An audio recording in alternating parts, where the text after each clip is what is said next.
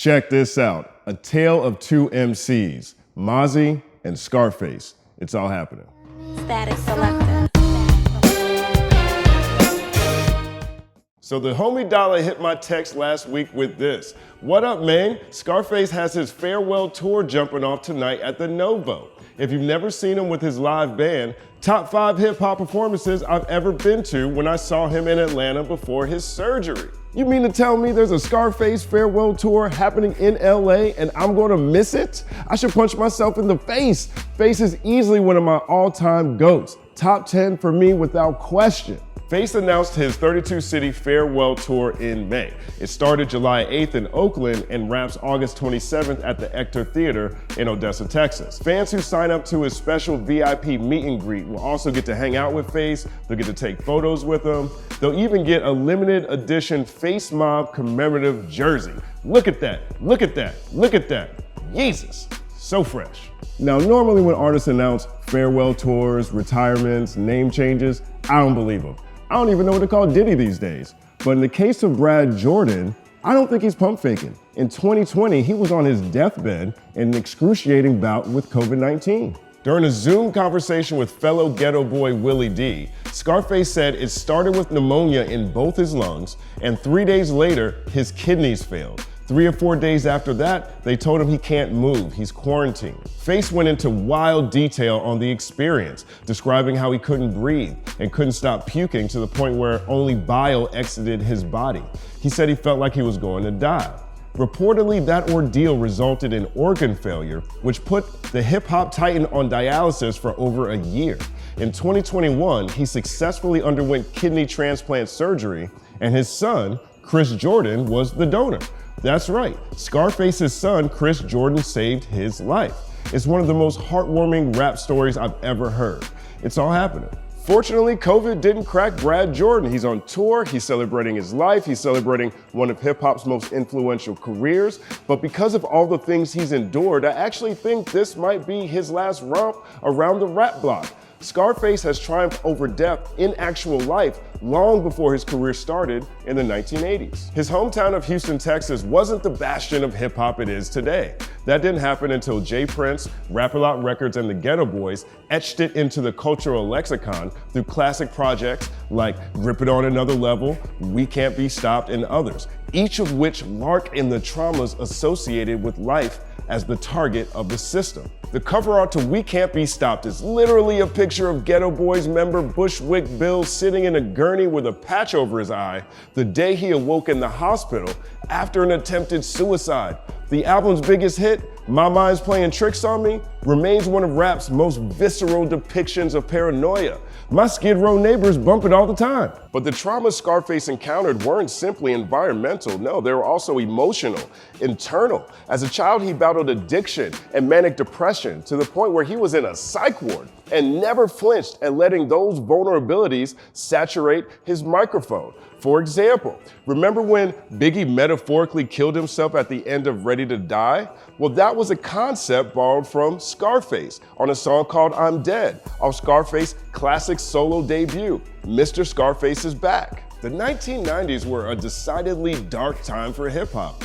There is a dark side. It's dark and hell is hot. Will I die before I'm 25? Death Certificate, Life After Death, Skull and Bones and Bone Thugs and Harmony, See You at the Crossroads. The consequences of the war on drugs applied a suffocating pressure on urban communities nationwide. Brad Jordan was years ahead of the culture in contextualizing an underdiagnosed fatalism instilled into anyone in or of that ethos, and did so through gruff, powerful vocals reverberating like the voice of God. In a conversation with Hot 97, he credits his grandmother for giving him the confidence to show the world his flaws. He says, I give that praise to my grandmother. I was raised by my grandma. That's how she brought us up. Everything that's in here is us. People out there, if they're cool with that, then that's cool. If not, we don't want them around us. We had a very tight-knit family. My grandmother is like the glue for us. She gave me that, man. She's probably why I'm like that. Because of her, if you like me, you like me. If you don't, then you good. Now, August 6th marks the 20-year anniversary of another classic Scarface album, The Fix. It's his biggest commercial hit to date. It's a raw look inside neighborhood politics, everything from snitches and sellouts to traumas and overcoming self-doubt, all lathered in an unabashed love for family and community. This one was released through Def Jam Recordings and Face credits Kanye West and Tina Davis for the project's success. The Boombox dubbed it Southern Rap's last pre-trap classic and says The Fix isn't an album that panders for commercial appeal. It's the sound of a hip-hop veteran secure enough to stretch his sonic parameters. And the results are incredible. Grown man bars permeate the experience. For example, on Heaven he says, "But I'm a man, I ain't perfect. That's a poor excuse that ain't working." He sounds like a wise sage wanting the world to learn from his life through his experiences. On My Block, which was the album's highest charting offering, his effortless poetics portray the beauty of his hood, reaffirming that, despite its flaws, I'll never leave my block. My niggas need me. Face talked about his perspective when making music through a conversation with Hard Knock TV in 2015. Here's a clip. The music that's made in hip hop has to reflect the time. We cannot be afraid to speak out, because the more we bury, it's like sweeping mud up under a rug. Eventually it's gonna be a hump up under the rug and somebody's gonna walk and trip over the motherfucker. We gotta wipe the slate clean. Somebody has always gotta say something about that. It's bigger than just partying, or it's bigger than just selling dope, or it's bigger than just killing folk. It's bigger than fucking. It's bigger than thought. It's bigger than what we see. Okay? It's about a teaching. It's about an enlightenment. It's about educating everybody on what the problem is.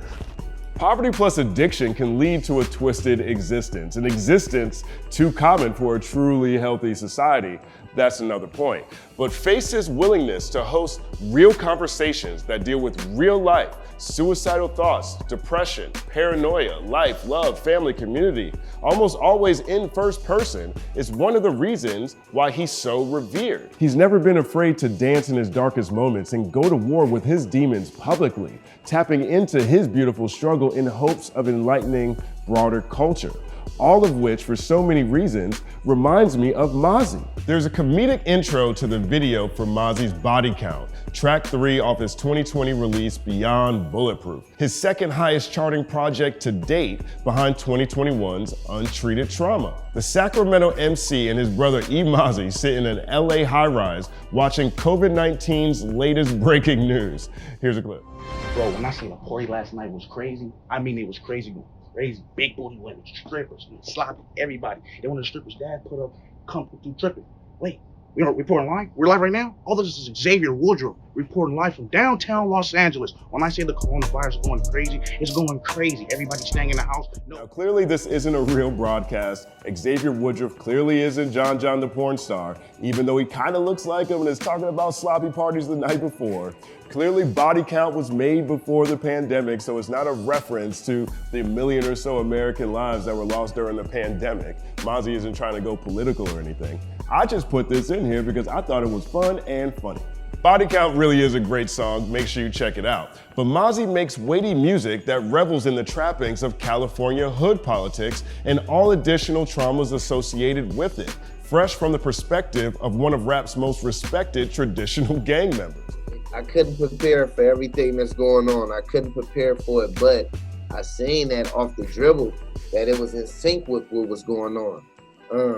This album is about spreading love. It's about compassion for the hopeless and homeless because they've been through enough. It's about, just your people, man. Providing, I was taught provide for your people. You know what I'm saying, me? How I'm supposed to tell my youngin' go to school when they just caught him at the light rail and stripping for his jewels? And how I'm supposed to tell my auntie not to use when she ain't got no other means or methods to numb abuse? I know your pain, baby. You feel me? I'm sympathizing with what they going through. And I've been through it. I identify with these struggles. And so, I wanted to, when I start going in that direction, and everything that occurred as far as the pandemic, the epidemic, I just feel like it was just all, right now it's about unconditional love. It's about grabbing your loved ones, man, and hugging them. It's about, you know, making sure Granny and them is platinum, the elders in the family, you feel me? Mozzy's not the first artist from Sacramento, but he's the biggest and definitely has the highest ceiling. Like Scarface, he's blessed with a generational voice that feels grizzled from concrete and the freedom to unfurl his traumas like cloaks of honor. Also like Face, he was raised by his grandmother and credits her with his reverence for a higher power. He's the child of an addict who's battled his own addictions while describing a world surrounded by people making do despite substance abuse. I mean, I come from a family that's full of addictions. And I watch moms, I watch grams. I couldn't believe my grandmother used to smoke weed in the bathroom. That was just so crazy to me. You know, she never smoked. I've never seen her smoke weed in front of me. But I go in the bathroom and it be lit, you feel me? And I find little joints and, you know what I'm saying? But moms, I watch my mom, even though, you know, I said she was addicted to drugs, she kept a job, no matter what she was on. Mozzy's 2015 release, Blah Da Da, was saluted by hip-hop media for its vulnerability. The same with 2017's One Up Top Ock, which is a soulful excursion through a fatalistic live by the gun, die by the gun mentality. Kendrick Lamar even shouted out that project during his 2018 Grammy Awards acceptance speech. Rolling Stone describes Mozzy's music as full of regret for past actions, entrepreneurial hope, and hustle, and marked by a keen social conscience. In every sense, Mozzy is one of the chosen few imbued with an innate ability to preach without ever sounding preachy. Take I Ain't Perfect for example. On this track, he's talking about his Oak Park, Sacramento neighborhood, then shifts to talk about how he hides his lean addiction. Check this out. Let me tell you about the pain in them broken homes. Let me tell you about the flesh wounds and broken bones. Let me tell you about the absence of a rolling stone. Mama said he wanna leave, then let that nigga go. Then later, I'm sipping slow. Told the world I quit, it's hard to kick it though. Least I don't promote it on the gram. It's my addiction though. It numbed the pain I be going through. Who are you to judge? I asked Mozzy about those bars. Here's what he said. I don't display it. I'm not displaying it for your kids. I'm not making it, I'm not blowing it out of proportion and, you know, promoting it to your young life. I wouldn't promote it to mine. And but these are the things that I fight with, and I'm honest about what I go through. In all actuality, I got here off of honesty. I think I got here off of honesty. I think the level that I got to is off pure honesty, man. Whether it's I'm at fault for failing my daughters when she was in CPS. I take that on the chin. I'm at fault for, you know, putting my grandmother through all the gangster things she went through and having the police kicking her door. I take that on the chin. I don't run from it. And I think that's one of my biggest qualities, man, is not running from it and taking it on head on. And you know, people resonate with that. They catch a vibe from that.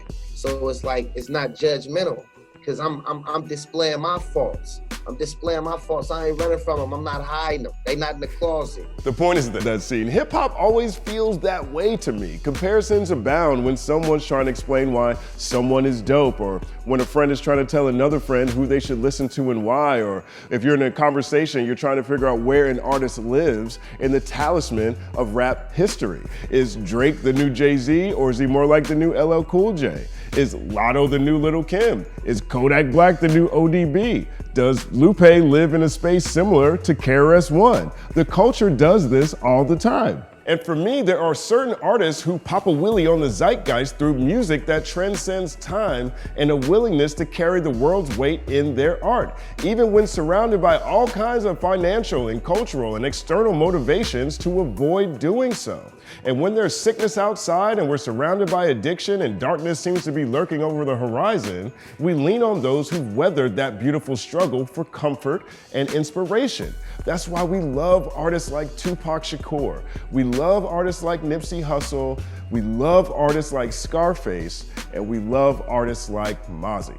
I feel like Mazi and Scarface occupy a similar space in the culture. I feel like they're grounded in similar principles, conquering similar challenges.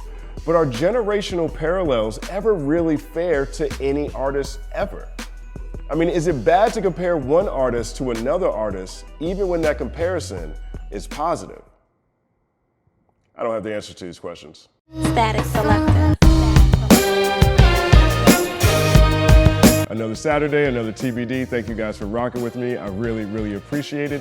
This is a series I want to do more of called A Tale of Two MCs, where I draw parallels between two artists I really love. If you're interested in it, let me know. If you think there's too much comparison in general and comparing artists at all is a bad thing, let me know that too. But this piece was inspired for two reasons. One, I really literally missed that Scarface show. I literally punched myself in the face after finding out that I wasn't going to be able to make it. And two, we're coming up on the 20-year anniversary of The Fix, which is one of my favorite albums of all time. I've been moving albums around on my wall, and so the new ones are coming in soon, and The Fix is absolutely one of them. And then three, I guess. I ran into Mazi at the BET Awards a couple of weeks ago, and it brought all this back to the forefront. So let me know what you think about the piece. Future examples of episodes could be, does Lupe fit into a KRSOne space? Is Kodak Black the new ODB? Does Latto represent more for Lil Kim than she does Nicki Minaj? I don't know. I don't have the answers to these questions. As always, I'm Justin Hunt. Like and subscribe to the channel. Follow @TheCompanyMan on everything. And as always, it's all happening.